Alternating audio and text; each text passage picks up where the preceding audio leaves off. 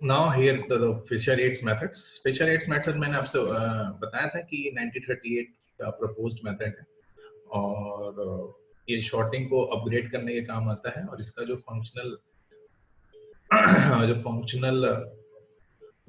Variation है वो यूं है कि आप सबसे पहले जो भी अवेलेबल डेटा है उसके आप लेंथ को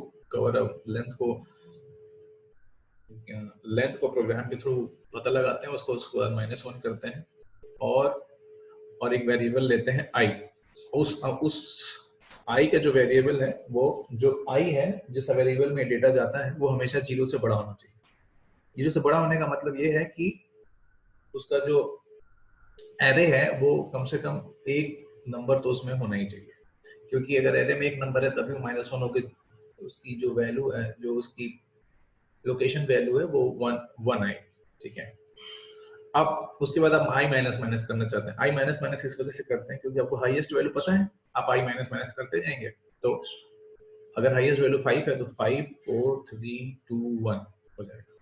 फिर आप क्या करते हैं जी, आप मैथ में एक फ्लोर फंक्शन लगाते हैं। फ्लोर फंक्शन से क्या होता है कि जो डॉट के बाद जो ऑपरेशन है उसको वो मैनेज करता है, और उसके बाद फ्लोर फंक्शन के बाद आप मैथ का रैंडम फंक्शन पास कर देते हैं और उसमें मल्टीप्लिकेशन कर देते हैं जो हमारी अवेलेबल वैल्यू है। अब उसके बाद क्या करते हैं कि एक और वेरिएबल लेते हैं, ये तो जे वेरिएबल में आप ये काम कर रहे हैं, एक और वेरिएबल लेते हैं कि जो पॉइंट बताता है, जो पॉइंट्स बताता है आई के, मतलब 5 पे है, 4 पे है, 3 पे है, 2 पे है, 1 पे है।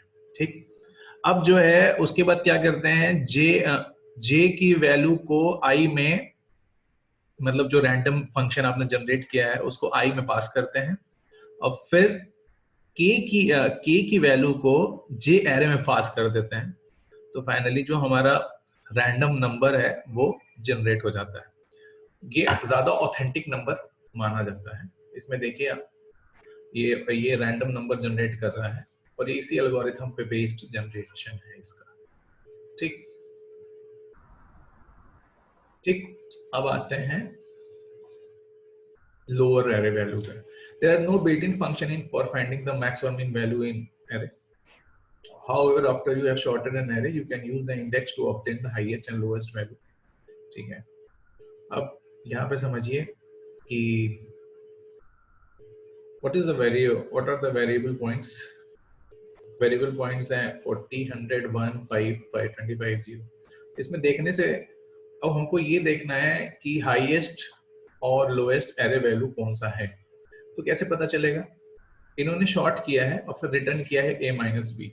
शॉर्ट करने के बाद आपको पोजीशन समझ में आ जाएगी, और a माइनस बी करेंगे तो जो पॉजिटिव होगा तो दूसरा वाला जो फर्स्ट वैल्यू है उससे बड़ा होगा और दूसरा वैल्यू उससे छोटा होगा। इसी फंडामेंटल्स को आप यहाँ पे यूज करते हैं कि 1 2 3 4 5 6 आपने यहाँ पे भाई साहब वही उसको रैंडम नंबर जनरेट किया और finally 1 minus minus 1 minus minus करते गए तो आपको मिनिमम वैल्यू फाइनली मिल जाएगी। किया कैसे आपने भाई, शॉर्ट किया ए बी को और रिटर्न करते गए। एक बार जब शॉर्ट हो गया तो 1 5 शॉर्टिंग के बाद आपको लोएस्ट नंबर अपने आप इसमें रिटर्न कर। ये शॉर्टिंग का फंक्शन, शॉर्टिंग करने जो फर्स्ट वेरिएबल है, फर्स्ट पोजीशन होगी इंडेक्सिंग की, वही शॉर्टेस्ट लोएस्ट नंबर होगा। आपने शॉर्ट किया और इंडेक्सिंग का जो फर्स्ट वेरिएबल होगा इंडेक्सिंग 0 का, वही आपका लोएस्ट नंबर होगा। ठीक है, मैक्सिमम का सेम, मैक्सिमम क्या फंडामेंटल क्या होगा कि भाई अगर पुराने वाले से चलेंगे तो जो हाईएस्ट होगा वो होगा, लेकिन हाईएस्ट का वहाँ पे कैटेगरी कैसे डिफाइन करेंगे, तो इसके लिए एक अलग मेथड यूज आप करते हैं जी, वेरिएबल में स्टोर करते हैं और एक फंक्शन आपने बना रखा है माई एरे मैक्स, और उसमें क्या करें, ये जो आपने वेरिएबल डिफाइन किया है उसको इसमें पास कर देते हैं पॉइंट्स को। ठीक है, तो फाइनली जो माई एरे मैक्स एरे है उसको आपने पास कर देना है, return maths dot max apply null का। ठीक है, जब आपने इसको ऐसे पास कर दिया तो आपका भैया तो जो लास्ट पॉइंट है, जो मैक्सिमम पॉइंट है वो आ जाता है। तो इसमें इस माई एरे मैक्स में जब एरे पास करते हैं तो बाय डिफॉल्ट फंक्शन की वजह से, ठीक है, फंक्शन की वजह से जो हाईएस्ट नंबर है वो कैलकुलेट होके आपके पास आ जाता है। तो इसमें तरीका क्या लगाते हैं, सबसे पहले इसमें भी एक तरीके की शॉर्टिंग ही होती है, और इसको इस शॉर्टिंग ही होती है। शॉर्टिंग करने के बाद आप उसमें कैलकुलेशन कर लेते हैं। जब शॉर्टिंग करते हैं तो जो लास्ट नंबर या फर्स्ट जो भी, अगर आप इंक्रीजिंग ऑर्डर और डिक्रीजिंग ऑर्डर में उसमें वेरिएशन डिफाइन करते हैं, अगर वे इंक्रीजिंग ऑर्डर में है तो साहब लास्ट वाला नंबर, डिक्रीजिंग ऑर्डर में है तो फर्स्ट वाले नंबर को उठा के, जनरली यहाँ पे हम डिक्रीजिंग ऑर्डर का यूज करते हैं, जिससे हाईएस्ट नंबर निकालना इजी हो जाए। 0.0 जो है हम उसको उठा के रखते हैं, नल के बाद जो एरे का नंबर होता है वही हम शो करते हैं। ठीक, मिन सेम, मिन में आपने जी डिक्रीजिंग ऑर्डर कर देंगे, उसके बाद इंक्रीजिंग ऑर्डर, वहां पे डिक्रीजिंग है, इंक्रीजिंग ऑर्डर में चीजों को शो कर देंगे, काम खत्म। बैकएंड में एल्गोरिथम डिक्रीजिंग ऑर्डर के चल जाएंगे, खत्म। ठीक है, अब देखिए जावास्क्रिप्ट में इसको कैसे यूज करेंगे। अब जावास्क्रिप्ट में क्या करते हैं भाई साहब, लेंथ लिया, एलएमएल लेंथ को पास किया, फिर इनफिनिटी बनाया, फिर लेंथ माइनस माइनस किया। देखिए यहाँ पे हम मैक्स करने के लिए लेंथ को माइनस माइनस कर रहे हैं, तो फर्स्ट जो लास्ट वाला नंबर जो यहीं पे वही हो गया, जो यहाँ पे आपने एरे की लेंथ ली, ठीक, फिर उसको वेरिएबल को मैक्सिमम को माइनस इनफिनिटी कर, माइनस मतलब क्या, डिक्रीजिंग ऑर्डर में किया, तो डिक्रीजिंग ऑर्डर में माइनस मतलब क्या हो गया, डिक्रीजिंग ऑर्डर। डिक्रीजिंग ऑर्डर मतलब हाईएस्ट वैल्यू 100 होगा तो उसी का फर्स्ट वैल्यू को पास कर देंगे, यहाँ पे इनफिनिटी रखेंगे इंक्रीजिंग ऑर्डर में। बस ये कॉन्सेप्ट है। आप देखिए मैक्स और मिन का छोटा सा कॉन्सेप्ट है, 4 अलग अलग जगहों में बताया गया है। यहाँ पे आप देखो कि जावास्क्रिप्ट के एरे को ऑब्जेक्ट की फॉर्मुलेशन में कैसे रखेंगे, बहुत आसान है। जब भी आपको कर्ली ब्रेसेस देखे तो समझ लीजिए भाई ऑब्जेक्ट की बात हो रही है। Property value, property value, property क्या है, टाइप, टाइप क्या है, वोल्वो, साब, BMW, वैल्यू क्या है, 16, 2001 मॉडल, 2010 मॉडल, उसको जी शॉर्ट करके आपने रिटर्न कर देना है। तो एरे शॉर्टिंग ऑब्जेक्ट्स एरे, तो सेम फंक्शन में भी पास करेंगे। यहाँ पे क्या है कि यहाँ पे a माइनस बी की जगह आप जी पास करोगे प्रॉपर्टी। देखो ईयर पास कर रहे हो, कोई एक वैल्यू को लेके पास कर दे रहे हो, ठीक है, और वो वैल्यू आपको each property of different type of data type, short method can use the short of array। तो प्रॉपर्टीज को पास करके यहाँ पे देखो ईयर को पकड़ लिया, उसी के थ्रू आपने शॉर्ट कर दिया। सेम जो तरीका पुराना था उसी तरीके से यूज करके यहाँ पे आपने प्रॉपर्टी को माइनस करके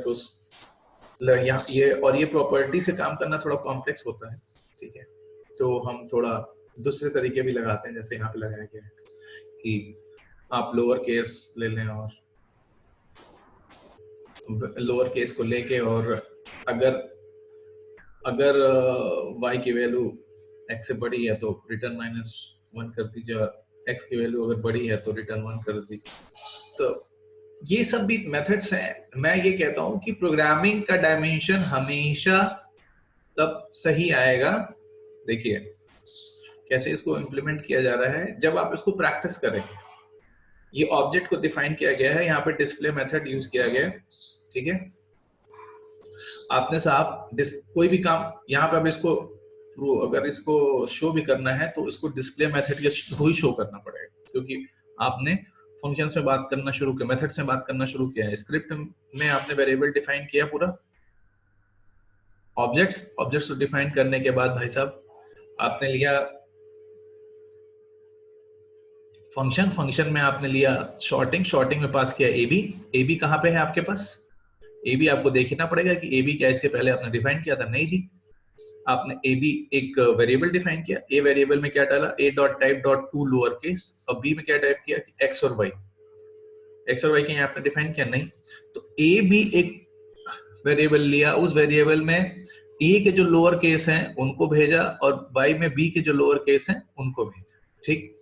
अब उसमें आपने कैलकुलेट किया और -1 जो आएगा उसको शो कर देंगे। और फिर यहाँ पे सेम, यहाँ पे जो आपने डेमो को पास किया है, डेमो को जो आईडी बनाई थी वहां पे पास किया, और कार के हिसाब से, ब्रेक रूल के हिसाब से चीजों को लिख दिया। तो आप समझ रहे हैं, ये है मामला, ठीक है, ये है मामला। और ये आप इसको कॉम्प्लेक्स है थोड़ा, इसको आप जब समझने जाएंगे ना लोअर केस के थ्रू कैसे काम कर रहा है, तो ये देखिए ये अपर केस में है, तो अपर केस को उठा के सबसे नीचे रख दिया है, तो लोअर केस वाली जो चीजें हैं उन पे काम कर रही है, ये अपर केस को उठा के सबसे नीचे रख दिया है, ठीक है। जब x की वैल्यू जब a का लोअर केस बड़ा हो रहा है तो रिटर्न कर दे रहा है 1, तो ऊपर कर दे रहा है, जबकि इसकी वैल्यू 2010। अभी हमारा जो फोकस हो रहा है वो लोअर केस पे हो रहा है, तो लोअर केस वालों को हमने ऊपर कर दिया, अपर केस वाले अपने आप नीचे हो गए। तो ये सब जैसे जैसे आप प्रोग्रामिंग करेंगे ये डायमेंशन समझ में आएंगे। अब आते हैं जी एरे के आइटरेशन में। एरे का आइटरेशन में आप और क्या क्या फंक्शनैलिटीज यूज कर सकते हैं, ठीक है। एरे के आइटरेशन को देखें। आइटरेशन क्या है कि array iteration methods operate on every array item, ठीक है, ठीक है, operates on every array item. अब क्या है, for each method calls a function, callback function once for each array. Like आप क्या कर सकते हैं जी, for each का मतलब क्या है, a callback function. callback function क्या है कि जब आप फंक्शन को क्लिक करते हैं तो फंक्शन मेन में जाता है या अपने रूट पे जाता है, रूट से फिर आके प्रोसेस करता है, तो ये जो पूरा एक चक्कर लगाता है ना, तो callback function की तरह ही यूज होता है यहाँ पे। for each my function, तो यहाँ पे देखो आप ज्यादा समझ, तो फंक्शन हमेशा क्या लेता है भाई, वैल्यू लेता है, उसका इंडेक्स क्या है, एरे का वैल्यू लेगा, उसका इंडेक्सिंग क्या है, और एरे इटसेल्फ लेगा। यहाँ पे एरे लिया, यहाँ पे देखिए ईच एलिमेंट को प्रिंट करना है यहाँ पे टेक्स्ट फॉर्म में, ठीक है, और टेक्स्ट की वैल्यू को फिर ब्रेक रूल कर देना। अगर ब्रेक रूल नहीं करेंगे वो एक लाइन में प्रिंट होगा, ठीक। अब वैल्यू नहीं करेंगे तो वैल्यू को लेगा ही नहीं, करेक्ट, ठीक है।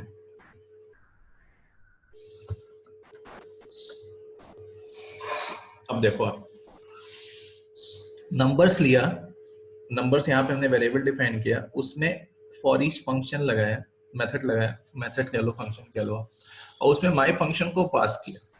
माई फंक्शन की डेफिनेशन, अब माई फंक्शन की डेफिनेशन आपने कहा दी यहाँ पे, ये पहले से प्री डिफाइंड है। माई फंक्शन की आपने डेफिनेशन दिया, फाइनली वैल्यू, इंडेक्स और एरे को, वैल्यू, इंडेक्स और एरे, वैल्यू क्या है, उसकी इंडेक्सिंग क्या है, वैल्यू क्या है, ये है, उसकी इंडेक्सिंग क्या है, 0 है, एरे तो आपने पास कर ही रखा है, एरे क्या है, नंबर्स है, ठीक है। और वो नंबर्स कहाँ पे पास हुए हैं जी, और अच्छा वो वैल्यू, और वो पास कहाँ पे हो रहा है, txt में। txt आपको कहाँ डिफाइन किया है, यहाँ पे, जो एक स्ट्रिंग की तरह डिफाइन किया गया है। अभी तो ये ब्लैंक है, अभी नल है, उसमें आप क्या कर रहे हो जी, txt में, txt नल में एक वैल्यू को पास कर रहे हो, उसके बाद ब्रेक लाइन कर रहे हो। तो ये जो वैल्यू है 45, उसको आपने पास किया, ठीक है, उसको आपने पास किया और उसका ब्रेक रूल हो गया। अब ब्रेक रूल हो गया तो देखो क्या हुआ, आपने वैल्यू पास किया, 45 पास हुआ, 45 आया,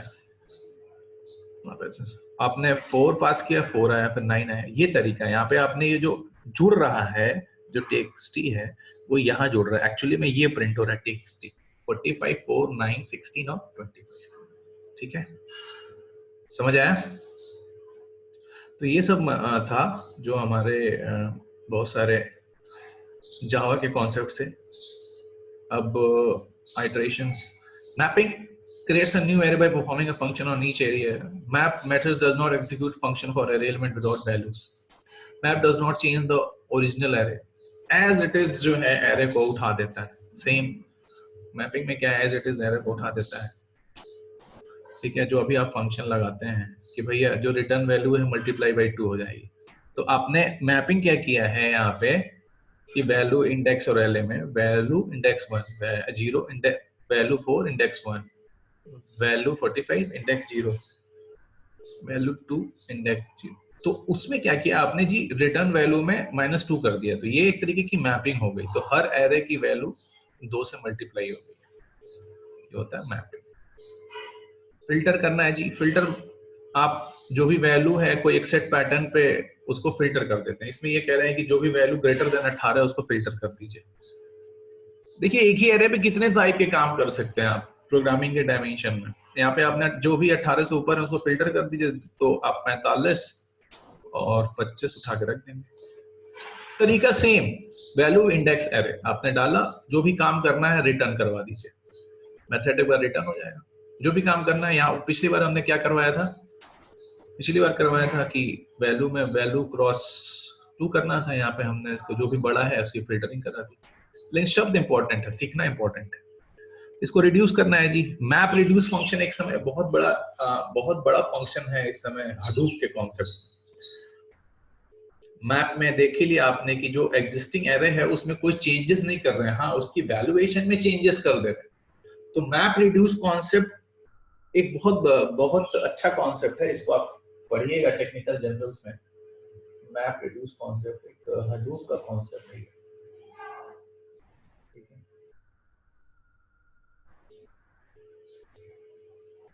ये हडूप का कॉन्सेप्ट, ठीक है।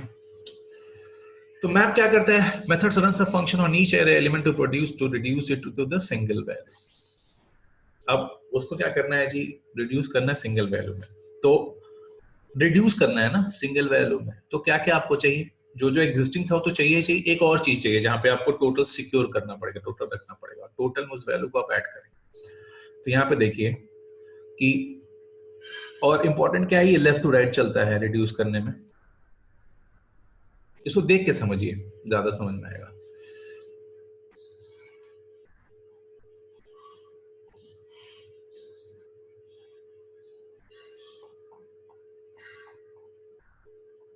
ये डिटेल में बताऊंगा आज बस। अब देखो आप यहाँ पे सेम समझ में आ रहा होगा, वेरिएबल डिफाइन किया, सम डिफाइन किया आपने, number dot reduce my function, reduce करना है फंक्शन को। अब यहाँ पे आपने डेमो पास किया आईडी को, अब ये इस फंक्शन की रिक्वायरमेंट को पूरा किया। सम इज में जो भी वैल्यू आएगी इस सम में उससे ऐड कर देना है। यहाँ पे क्या किया जी, टोटल करना है। 45 plus 25 is equal to 57, 70 plus 16 is 86 plus 9 95 plus 4 99। आपने देखिए 1 2 3 4 5 6 3 1 2 3 4 5 एरे वैल्यूज को, 5 एरेज वैल्यूज को आपने रिड्यूस कर देना है एक नंबर में। कैसे रिड्यूस करना है जी, उसे सम करना है। आप इसमें मल्टीप्लिकेशन भी कर सकते हैं, आप इन सब का मल्टीप्लिकेशन भी कर सकते थे। सम करने के बाद आपने कहाँ पे स्टोर कराया उसको, टोटल। टोटल में कैसे स्टोर हुआ जी, टोटल आपने लिया, उसमें वैल्यू को ऐड कर दिया बस। अब और उसको कहाँ पे पास कर दिया, टोटल प्लस वैल्यू, वैल्यू को डिफाइन, टोटल और उसकी जो वैल्यू है उसको आपने शो करना है।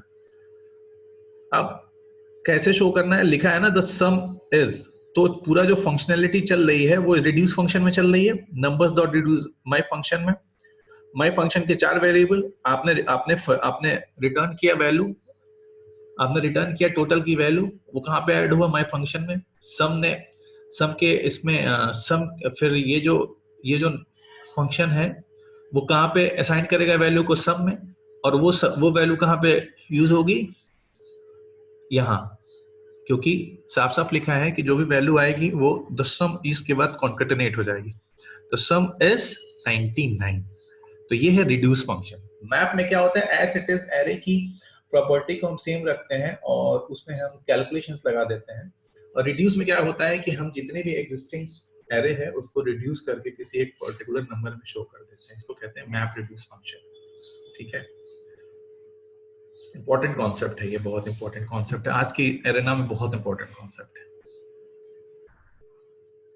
ये देखिए एरे डॉट एवरी,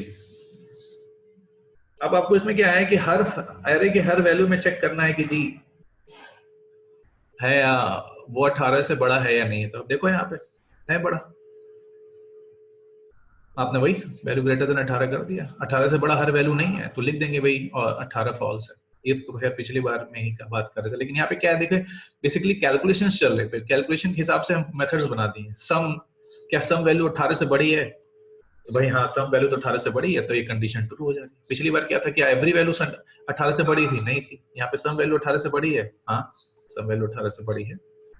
इसमें कैलकुलेशन चेक कर लेते हैं वही इंडेक्स के बाद, greater than.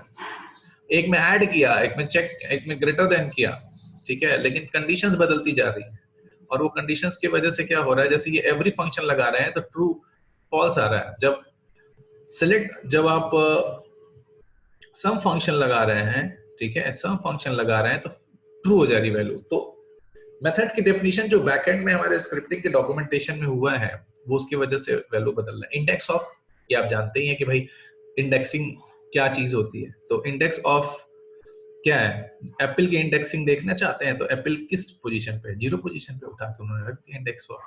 Type of, index of एक ही चीज है। टाइप ऑफ उधर देखते हैं आपके ऑब्जेक्ट्स में, आप इंडेक्स ऑफ देख रहे हैं, ठीक है। array dot index of item start, item required और start item, ठीक है, हमेशा रिटर्न -1 करेगा, क्यों, अगर वो नॉट फाउंड होगा।